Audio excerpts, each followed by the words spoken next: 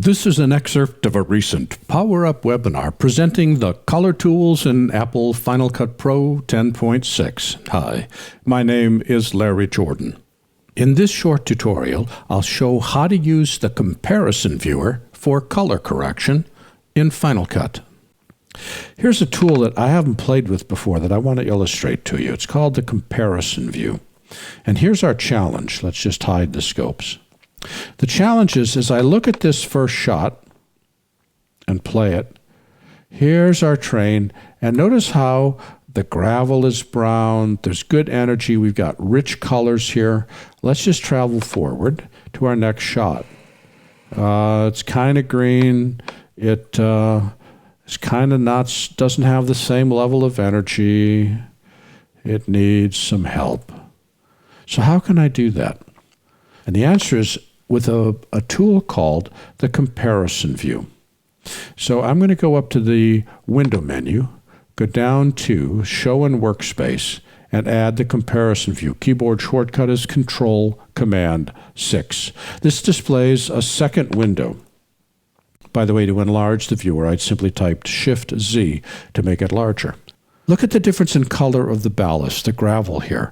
Rich gold, brown gold. Here, yeah, kind of greenish. What the comparison view does is it allows me to compare the last frame of the shot before this shot or the first frame of the shot after the shot, and because there's no clip there, I can't click it.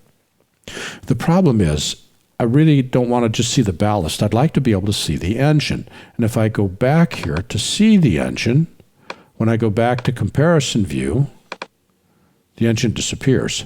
The way I fix that is I switch from timeline, which shows the last shot of the previous clip, the first shot of the next clip, and go to saved.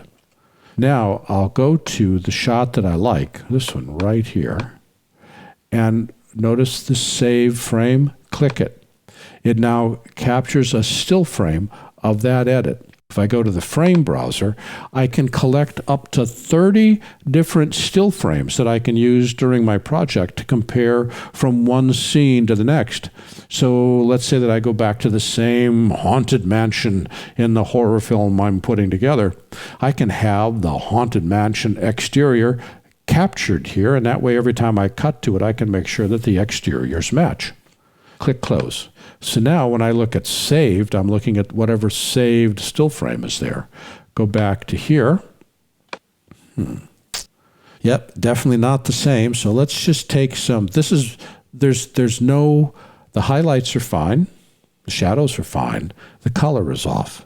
And the easiest way to think about this is let's just take some color out. We'll add the opposite color to dial out some of the green. Actually, double click it to reset back to 0. We'll dial that out up here. Yeah, a little less green, a little bit more toward red, and we'll just dial in. And notice how we're adding some energy. Look at the gravel is now starting to get brown. I can boost the midtones a bit so it's a little bit brighter. And by comparing the shots, I can make sure that I'm in the ballpark for those two. Now, at some point, there's going to be differentiation, and rarely will you use the same shot that matches on both. But what I'm showing is how we can use the comparison view, which is accessed from the window menu, Show in Workspace, Comparison Viewer, how I can use that to capture a still frame from one scene and use it to make sure the next shot or next scene or wherever I am in my project, those colors are similar. Control-Command-6 to turn it on and off. And that's the comparison view.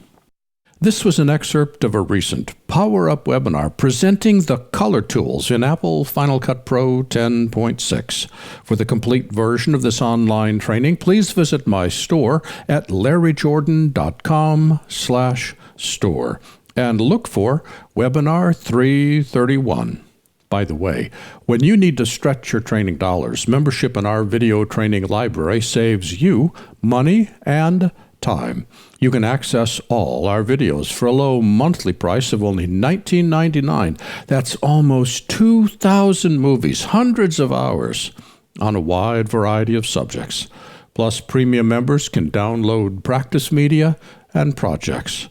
Our training covers a variety of software. We update it monthly, and for more information, visit larryjordan.com/membership. And thanks.